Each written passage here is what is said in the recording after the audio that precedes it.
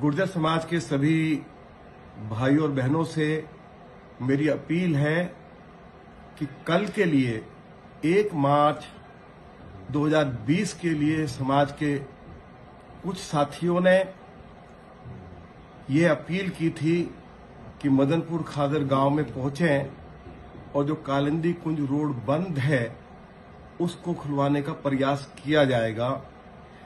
ये जो कॉल दी गई थी, सभी गुर्जर समाज के सम्मानित लोगों के साथ मेरी बातचीत हो गई है और कल का ये जो कार्यक्रम है उसको रद्द कर दिया गया है, स्थगित कर दिया गया है और जो लोगों के सामने जो कठिनाई है उसको अच्छी तरह से समझ रहे हैं।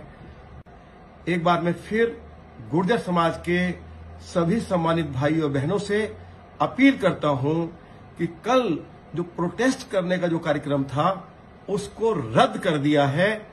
कृपया करके इसकी जानकारी आप आगे भी सभी तक पहुंचा दें, यही मेरी अपील है। मैं हूं रामवीर सिंह विधुड़ी, दिल्ली विधानसभा में अपोजिशन का लीडर।